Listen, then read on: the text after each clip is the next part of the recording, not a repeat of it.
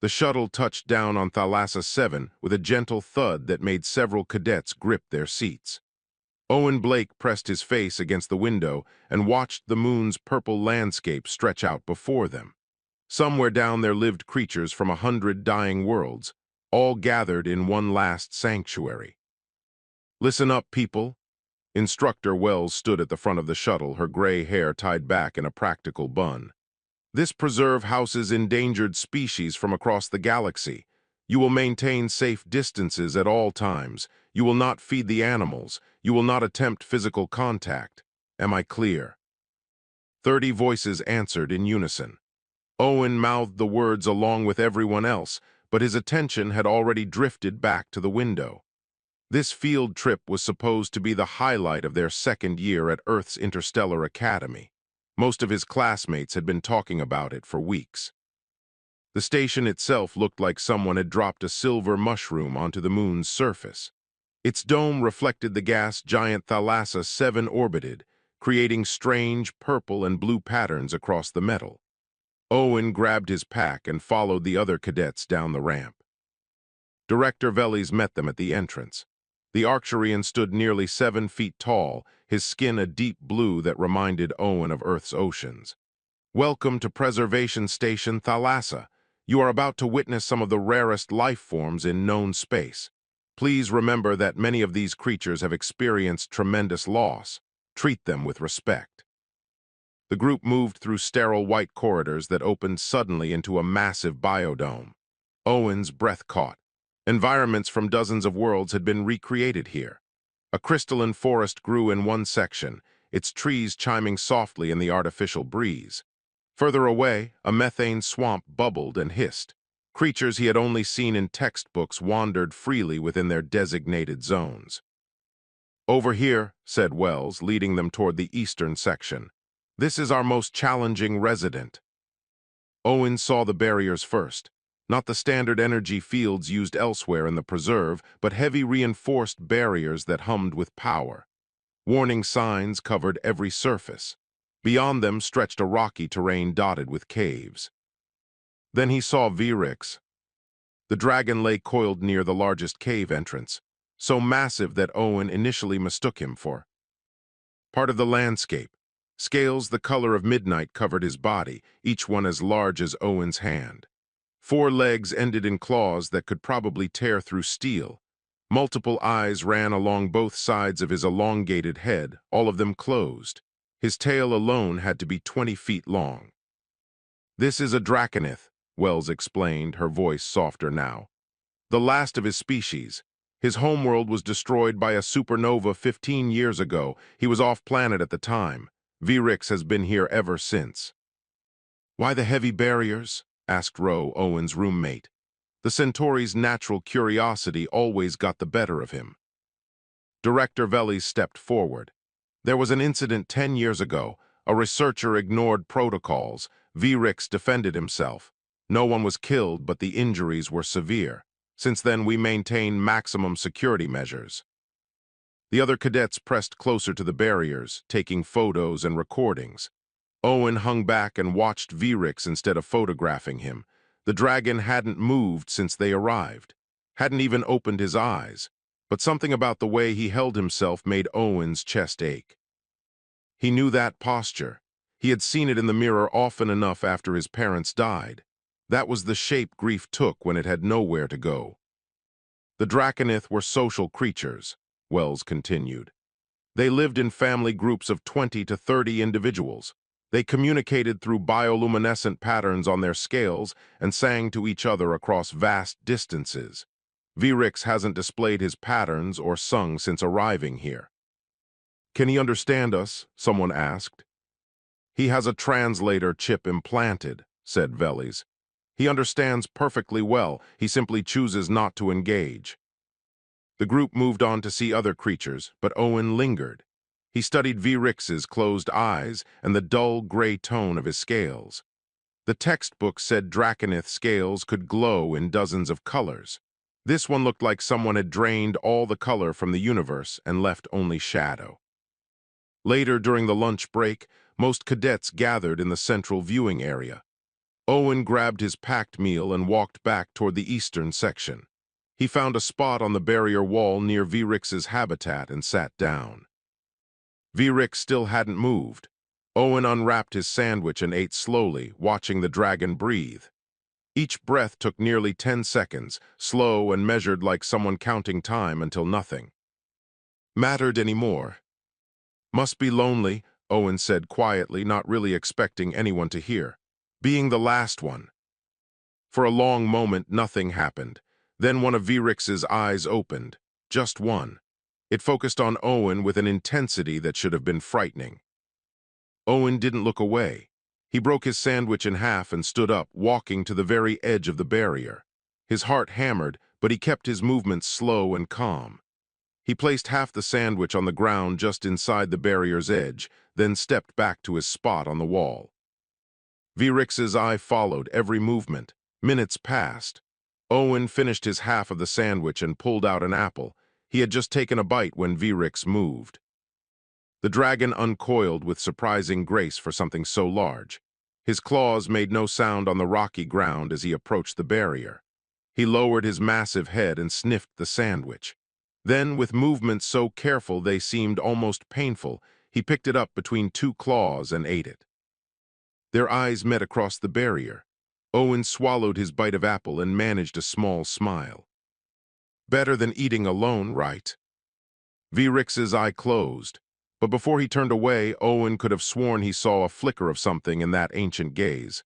Not hostility, not anger, just a question that had been unasked for 15 years. "Why?"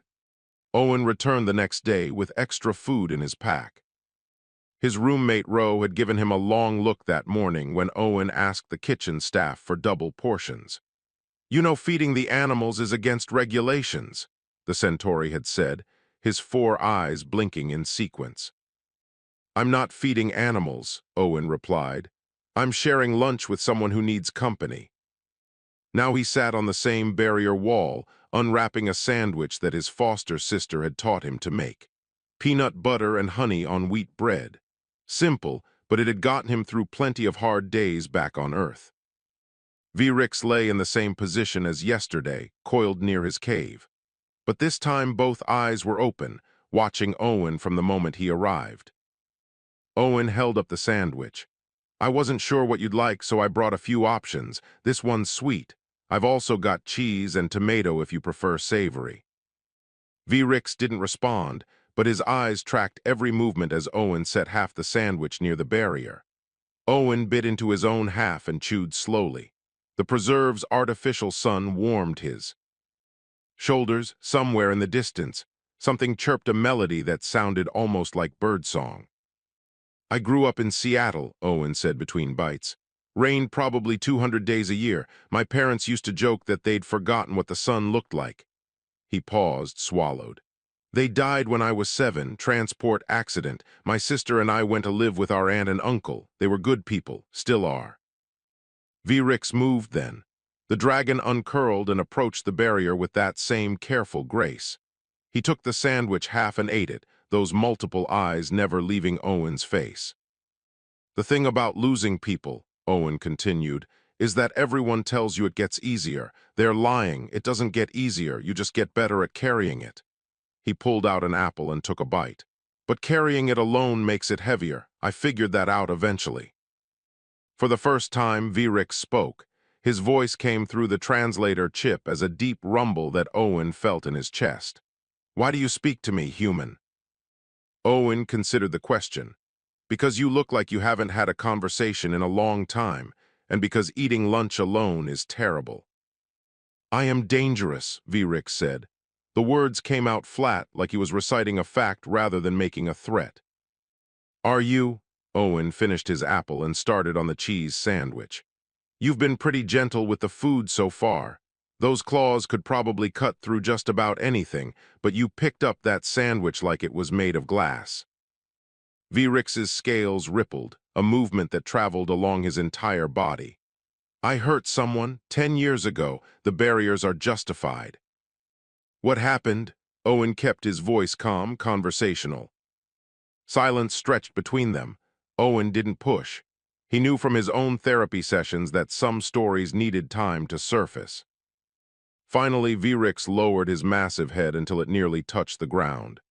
The researcher wanted genetic samples. He came repeatedly. Each extraction was painful. I asked him to stop. He did not stop. When he came the 15th time, I defended myself. Owen absorbed this information. Did anyone ask you for consent before he started taking samples? No. Then you defended yourself against someone who was hurting you without permission. Owen set down his sandwich. That's not the same as being dangerous. Vrix's eyes widened slightly. The director said I was volatile. Unpredictable, a threat to station personnel. The director, Owen said carefully, probably had to write a lot of reports after that incident. Sometimes people protect their jobs instead of seeking truth. He pulled out a cookie. My uncle's a lawyer. He taught me that there's what happened, and then there's how people describe what happened. Those are often very different things. You do not fear me.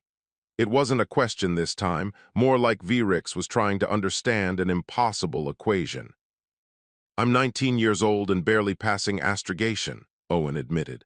I'm probably going to end up on some boring cargo route when I graduate, hauling supplies between stations and trying not to fall asleep at the controls. I'm ordinary in every measurable way. He broke the cookie in half and placed one part near the barrier. But I'm pretty good at recognizing pain. And you're in pain. That doesn't make me afraid. It makes me sad. Vrix took the cookie half with those careful claws. He ate it slowly, and Owen noticed for the first time that small patterns were appearing on his scales. Not bright, just faint traces of color where there had been only gray. Blues and purples that flickered like distant stars. My name was once sung across 3 solar systems, Vrix said quietly. My family's harmonies could be heard from orbit. We sang of history, of love, of simple joys like warmth and flight. Now there is no one to sing with, no one to hear. Owen felt the weight of those words settle over him. What was your favorite song? Vrix's eyes closed. We had a lullaby for hatchlings. It spoke of safe nests and protective wings, of never being alone even in the darkest night. I'd like to hear it sometime, Owen said, if you'd be willing to share. I have not sung in 15 years, human. Owen, my name is Owen. Owen, Vrix tested the name. Why does one human cadet with ordinary grades and a cargo route future believe he can reach across barriers that have stood for a decade? Owen smiled. Because someone has to, and I happen to be the one sitting here with extra sandwiches. He stood and brushed crumbs from his uniform. I should get back before Instructor Wells notices I'm gone. I'll be here tomorrow, though, same time. Vrix's scales flickered with those faint colors again, slightly brighter now.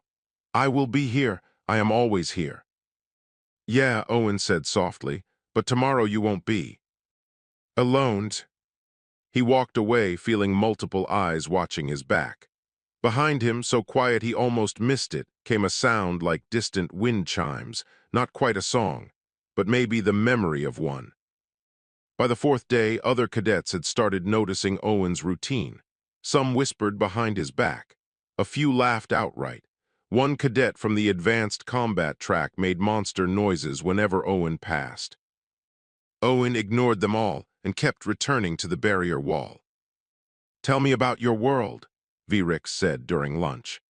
The dragon now waited for Owen's arrival, positioned near the barrier with those luminescent patterns dancing across his scales in shades of blue and silver.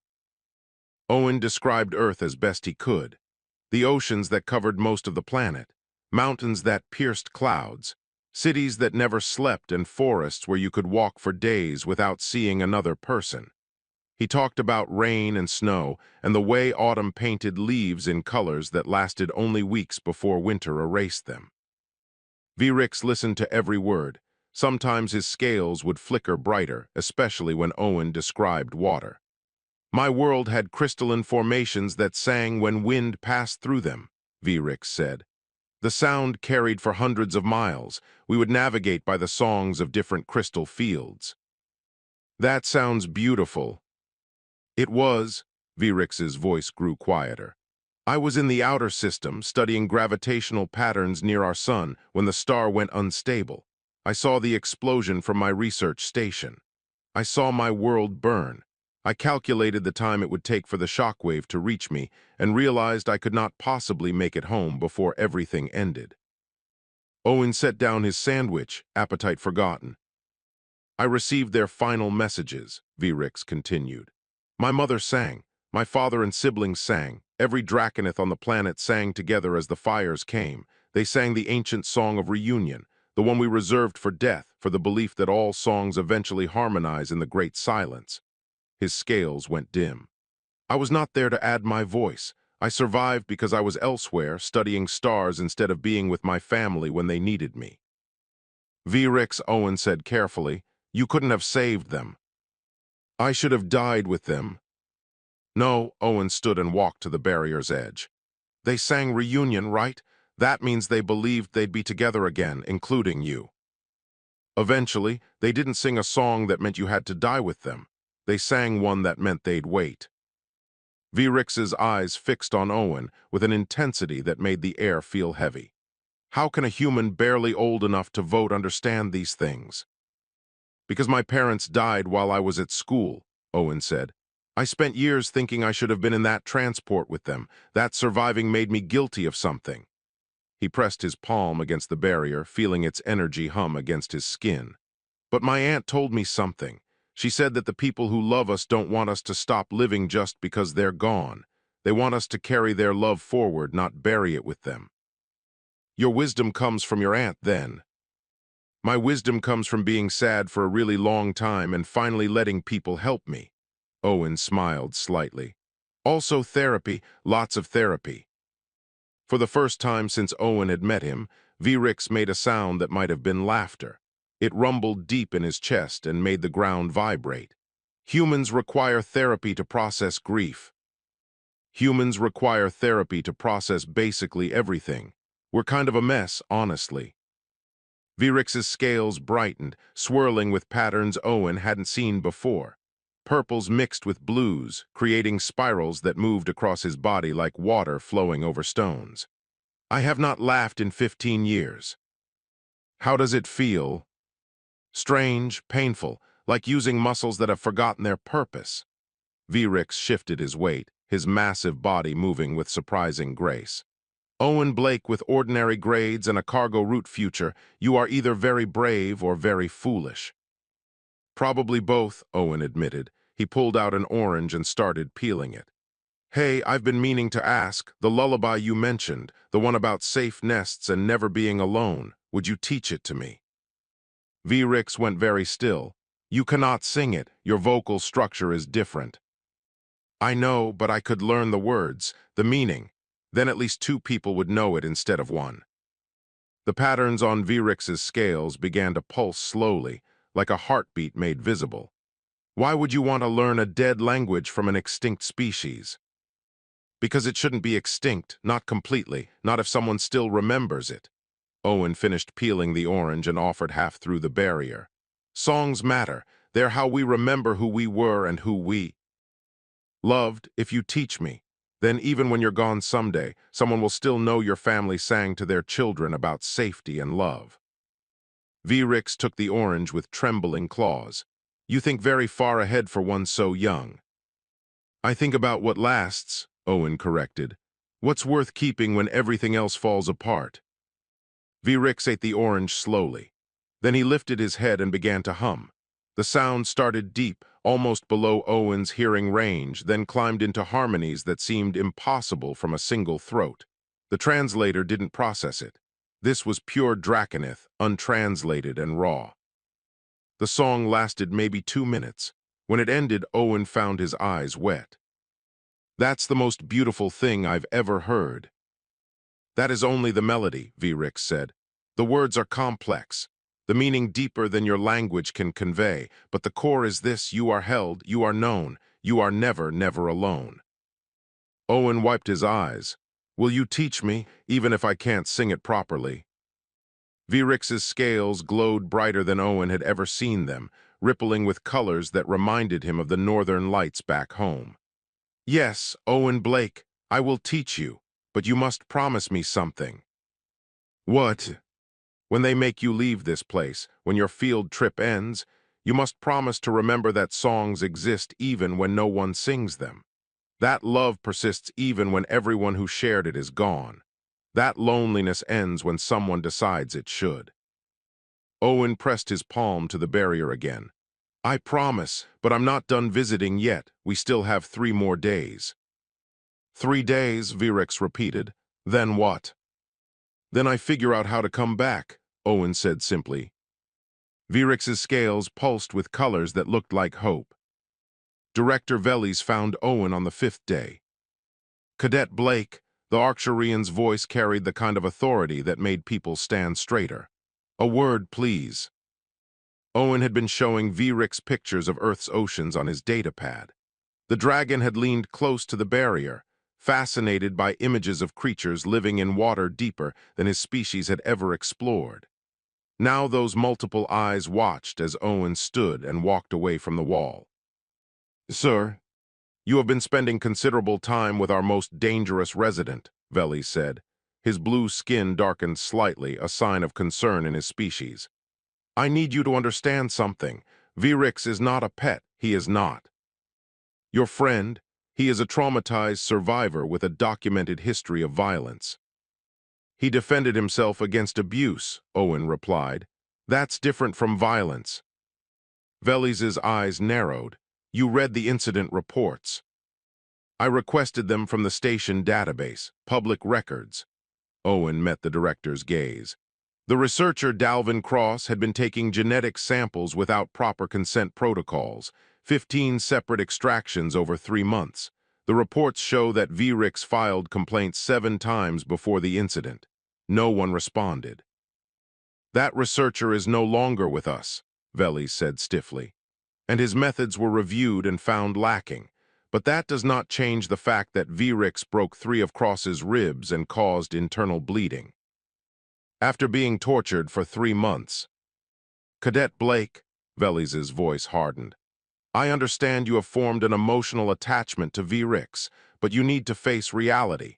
He has requested a transfer to an uninhabited moon where he will live in complete isolation. This transfer has been approved. In 20 days, Virix will leave this station forever. The words hit Owen like cold water. What? He cannot remain here. The Council has determined that continued interaction with other species causes him distress. Isolation is, unfortunately, the kindest option available. Kindest? Owen felt anger building in his chest. You've read the reports on Draconith psychology, right? They're social creatures. Isolation isn't kindness, it's a death sentence, just slower. Veles's expression softened slightly. I have worked here for 12 years, Cadet. I have seen many species arrive, and I have seen several pass into extinction. Sometimes the kindest thing we can do is allow them to end on their own terms. Virix chose this path. Did he, or did you make him feel like he had no other choice? Owen took a breath, forcing himself to stay calm. Let me ask you something, Director. In the past week, has Virix displayed any aggressive behavior toward me? No, but... Has he threatened anyone, made any hostile moves, shown any signs of the volatility mentioned in his file? No. Then maybe, Owen said carefully, the problem isn't Virix. Maybe the problem is that everyone expects him to be dangerous, so they treat him like a bomb waiting to explode. And when you treat someone like a monster long enough, they start believing it. Veles was quiet for a long moment. What would you have me do, Cadet Blake? Override the Council's decision based on 1 week of peaceful behavior? I'd have you consider that maybe Virix doesn't need isolation. He needs people who see him as a person instead of a problem. Owen gestured back toward where Virix waited near the barrier. For 15 years, everyone has kept their distance. I sat down and shared a sandwich. That's all it took. 1 sandwich and someone willing to listen. The universe is not so simple. Sometimes it is. Owen pulled out his datapad and loaded the recordings he had made. I've been documenting our interactions, every conversation, every shared meal. I want to submit these as evidence for a behavioral review. Veles looked at the datapad, then at Owen, then back at the datapad. A behavioral review would require council approval. It would take months. Vrix's transfer is in 20 days. Then we have 20 days to make a case. Owen held out the datapad. Please, just look at the recordings. Watch how he responds. He's not dangerous. He's just been hurt and alone for so long that he forgot how to be anything else. The director took the datapad slowly. He scrolled through the recordings, his expression unreadable. Minutes passed. Finally, he spoke. There is someone on station right now who might be able to help. Inspector Taller Quinn from the Galactic Council. She is here for routine evaluations, but her specialty is sentient rights. Can you arrange a meeting? I can try. Veles handed back the datapad. But understand something, Cadet. Even if we get a review, even if we prove Vrix is no longer a threat, the Council may still approve his transfer. He requested it himself. They may decide we need to honor his wishes. Then I'll change his wishes, Owen said. I'll show him that he has something worth staying for. Veles studied him for a long moment. You care deeply about this creature. I care about someone who's been alone too long, that's all. That is not all, I think. Veles turned to leave, then paused. For what it's worth, Cadet Blake, I hope you are right. I hope one sandwich and a willing listener are enough, because if they are not, we will all have to live with the consequences. Owen watched the director walk away, then returned to the barrier. Vrix was exactly where he had left him, massive head lowered, scales dim.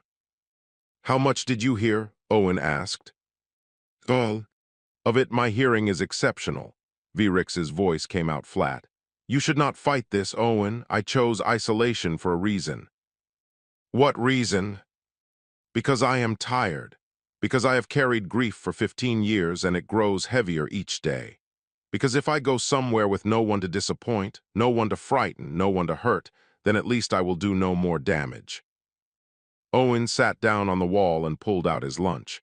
Here's what I think. I think you're scared, not of hurting people. You're scared that if you let yourself hope things could be different, that hope will break you worse than the grief already has. He unwrapped a sandwich. I think you chose isolation because it feels safer than risking connection and losing it again. Vrix said nothing. But here's the thing about hope, Owen continued. It's not something you find when everything is perfect. It's what you choose when everything is broken.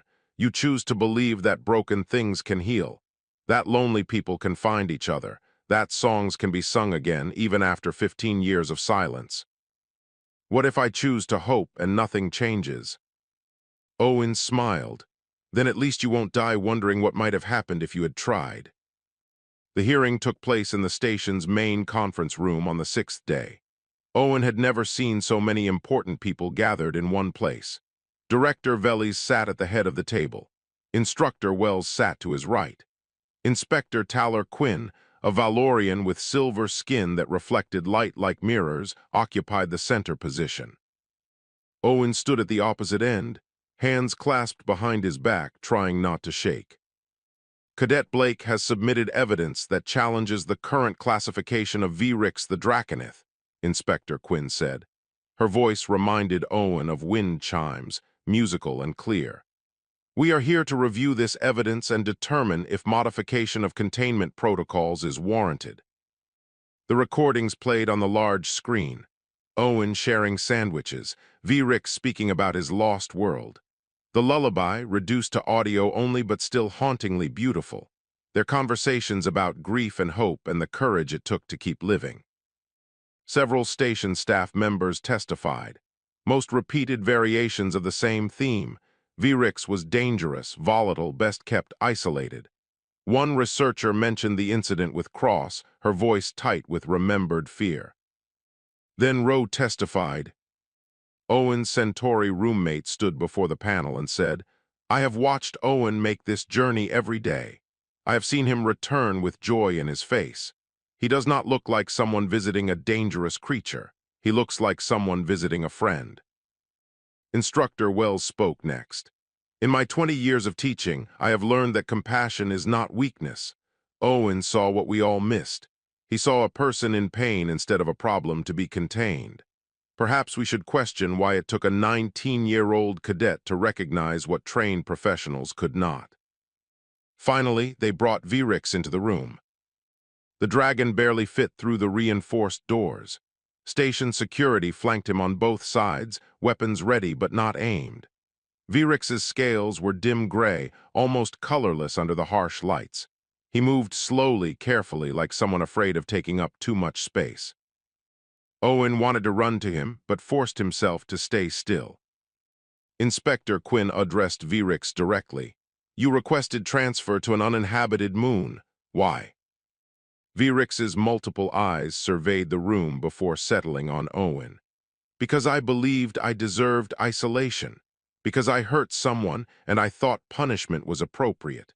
Because living among others reminded me constantly of everything I had lost." "And now," Quinn asked, "what do you believe now?" The silence stretched. Owen could hear his own heartbeat.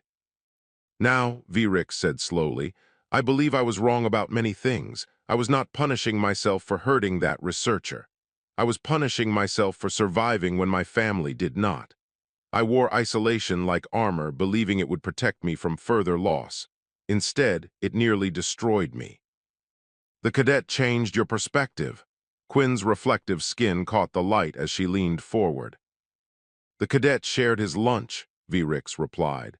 "Such a simple thing.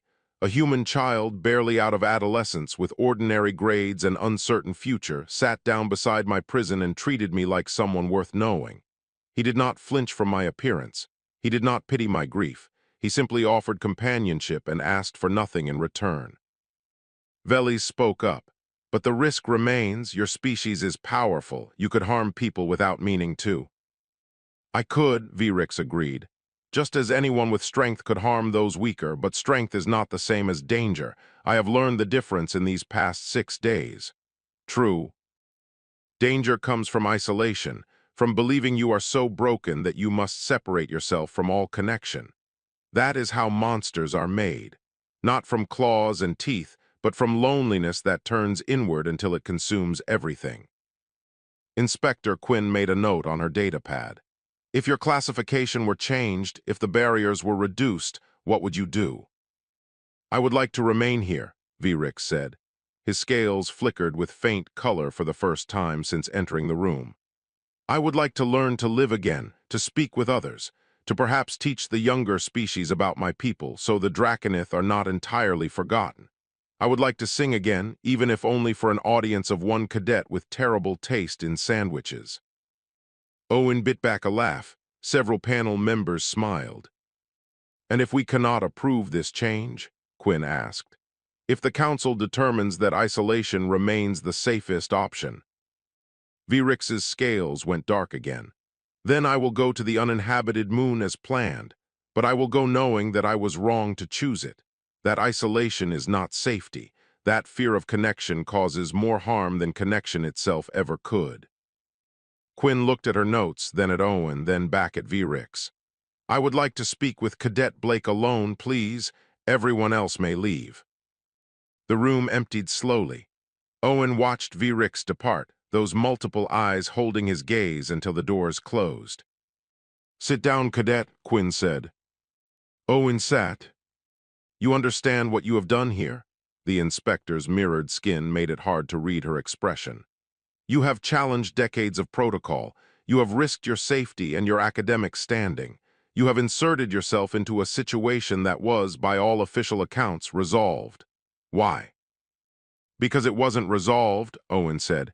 "It was just hidden. There's a difference. Many would say you overstepped boundaries." "Maybe, but boundaries are just lines we draw to feel safe. Sometimes the only way to help someone is to cross those lines and accept the risk." Quinn studied him for a long moment, then she smiled. "The galaxy needs more humans like you, Owen Blake, people who see problems and think. That is mine to solve, even when logic says otherwise." She stood. "I will recommend classification change to Code Yellow monitored integration. The barriers will be reduced. Standard preserved protocols will apply. Virix will remain here under observation, with opportunity for social integration." Owen felt his chest tighten with relief. "Thank you." Do not thank me, Quinn said. Thank yourself. You saw someone drowning and threw them a rope. That is what civilization should be, what it often is not. She walked toward the door, then paused. One more thing, Cadet. Your field trip ends tomorrow. What will you do then? Owen stood, whatever it takes to come back. 3 months later, Owen stood on the observation deck watching Vrix fly. The dragon had waited weeks before attempting it. The barriers had come down gradually, replaced by standard preserve boundaries that any resident could cross with monitoring. Vrix had moved cautiously at first, testing each new freedom like someone expecting it to vanish. Now he soared above the purple landscape, wings spread wide enough to cast shadows across entire sections of the preserve. His scales blazed with colors Owen had never seen before, deep purples that shifted to gold, blues that reminded him of Earth's oceans, greens like forest canopies. The patterns moved across his body in waves, each one a different story told in light and color. Beautiful, is he not? Ro appeared beside Owen, carrying 2 cups of something that smelled like cinnamon. I never imagined creatures could be art. Owen accepted the cup. How are the new protocols working out? Better than expected. 3 other species have requested behavioral reviews after seeing Vrix's results. The crystalline researchers arrived last week to work on his memory preservation project. Ro's 4 eyes blinked in sequence. You started something here, friend, something that extends beyond one dragon. The decision to stay had been easier than Owen expected. When he requested academic deferment to work as a research intern, Instructor Wells had supported it immediately.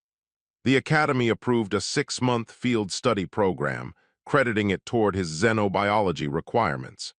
His foster sister had called him an idiot and told him she was proud in the same breath. Director Veles had offered him a small quarters near the research wing and a stipend that barely covered basics. Owen had accepted without hesitation. Now he spent his days documenting interspecies communication protocols, helping develop new integration frameworks, and eating lunch with a dragon who had learned to laugh again. Owen, Vrix's voice came through the comm system. Join me. Owen touched the badge on his chest. I cannot fly, remember? Humans are embarrassingly terrestrial. The shuttle, take the shuttle. 10 minutes later, Owen piloted a small observation shuttle into the preserve's airspace. Vrix glided alongside, easily matching the shuttle's speed. Through the window, Owen could see every detail of those magnificent scales, each pattern more complex than the last. I have something to show you, Vrix said. He altered course, heading toward the eastern mountains. They flew in comfortable silence until Vrix descended toward a crystalline outcropping that jutted from the mountainside. The shuttle touched down nearby. Owen climbed out, using the moon's lower gravity to bound across the rocky terrain. What is this place? Listen, Vrix said. Owen stood still. At first he heard nothing but wind. Then gradually he detected it, a low humming sound that seemed to come from the crystals themselves. As the wind shifted direction, the pitch changed, creating harmonies that rose and fell like music. Singing stones, Owen breathed, like your homeworld. Similar, Vrix agreed. His scales pulsed in time with the crystal song. I discovered them weeks ago but waited to share. Some gifts require the right moment. Owen walked closer to the crystals, running his hand along their surface. They were warm to the touch and vibrated gently beneath his fingers. They're incredible. The crystalline researchers believe they can program these formations with memory data. They can store songs, voices, images. Everything about my people that still exists in my mind can be preserved here. Vrix lowered his head until he was level with Owen. Because of you, the Draconith will not fade into forgotten darkness. We will sing forever in these stones. Because of both of us, Owen corrected. I just showed up with sandwiches. You did the hard part. You chose to hope again. Vrix's multiple eyes gleamed. In my culture, there was a ceremony. When someone saved another's life, when bonds were formed that transcended family, we would exchange songs. I would like to exchange songs with you, Owen Blake. I cannot sing like you do. Then sing like a human sings, from your heart in your limited tonal range with your terrible rhythm. Vrix's scales rippled with amusement. Sing something that matters to you. Owen thought for a moment, then began humming a lullaby his mother used to sing. The words were simple, the melody basic compared to Draconith harmonics, but it was honest and it carried love across time and loss. When he finished, Vrix began his own song. Not the lullaby he had shared before, but something new. Something that sounded like dawn breaking after endless night, like hope discovered in unexpected places, like two voices harmonizing across the vast space between species. The crystal formations caught the song and amplified it, sending it echoing across the entire preserve. Owen imagined station personnel pausing to listen, imagined other creatures stopping to hear this new sound. When silence returned, Owen found himself crying, not from sadness, but from the overwhelming rightness of this moment. "What does it mean?" he asked. "Your song." "It is called The Shared Meal," Vrix replied.